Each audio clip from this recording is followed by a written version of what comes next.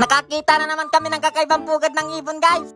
Yo, what's up, guys? Tuping sa sakyan. Ngayong araw pala, guys, may titingnan tayo. Kasi, guys, kahapon may nakita akong kakaibang pugad ng ibon. Tapos, wala tayong ginagawa ngayon, kaya titingnan natin. Malapit lang naman to sa bahay, walking distance lang, bes. Doon lang siya, guys, sa bandang baba na yan. Tara, puntahan natin. Sobrang tirik nga ng araw ngayon dito sa amin, bes. Tapos, kung saan kami pupunta. Hindi ko na sana talaga pupuntahan, guys. Ang kaso lang, tong inaanak ko, pinipilit ako. Kasi naman, dati siyang onggoy. Ala ka, bakit tumakit yan? Diyan siya, guys, nagpugad daw sa puno ng mangga. Di ko alam, guys, kung anong klaseng ibon yung nagpupugad dyan. Bali, ang ginawa niyang pugad, guys, is yung bahay ng anay. Medyo may kataasan nga, guys, yung pinagpugadan niya, kaya akitin natin. Titingnan natin, guys, kung merong inakay o itlog sa loob. Matagal ko nang napapansin yan, guys, yung bahay ng anay na yan. Ang kaso nga lang, hindi ko pinapansin. Alaka, ano daw? Tapos kahapon, guys, habang naglalakad ako, may lumipad na ibon. Ang kaso nga lang, guys, ang kamalian ko, hindi ko tinanong kung anong uri ng ibon siya. Kaya naman, titingnan na lang natin. Bali, 2 uri lang ng ibon yung alam ko nagpupugad sa ganito, guys. Yung kulasisi, guys, kung tawagin, yung kulay green na parang parang. Tapos, yung mabanghi na ibon, guys, yung takret kung tawagin dito sa amin sa Quezon, yung kulay asol. Pero kung ang nagpupugad dito, guys, is yung kulasisi na kulay green, mas maganda. Kasi, guys, pwede nating alagaan yun para yung lovebird. Kaso nga lang, guys, pag akit ko ng puno, may malaking problema. Parang ayaw ako pakitin ng mga langgam, guys, pinagpipestahan ako. Sobrang sakit pa naman ang kagat nito, guys, yung pula na langgam. Naka, napaka-updi, guys. At ito nga, guys, malapit na tayo sa pugad ng ibon. Ang galing ng pagkagawa niya, guys, so binatasan niya lang sa gitna. Ang kaso nga lang, guys, hanggang sa malapit sa pugad, kinakagat pa ako ng mga langgam. Walang nga, mga banta yata dito tayo. May konting problema nga lang tayo, guys, kasi sa putol na sanga pala siya nagpugad. Wala tayong mahawakan, guys, kaya kapit mo natin sa patalim, malaka. So, ang ginagawa ko ngayon, guys, pinag-iisipan ko kung paano ako makakalapit sa walang iya na yan. Kailangan hindi tayo mahulog kasi nandito yung inaanak natin, baka ipamalita tayo. Kaya ang gagawin natin, guys, medyo akit pa tayo sa bandang taas. Hindi kasi natin maabot yung pugad dito sa pwesto natin, guys, kaya mag-a-adjust tayo. Pag nahulog tayo dito ngayon, guys, nandiyan na may inaanak natin, hilahin na lang tayo pa uwi. Madali lang naman sanang umakit, guys, kung tutusin. Ang kaso nga lang, guys, maraming kalaban na umaharap. Hindi pa nga napapalaban, sobrang dami ng backup nila.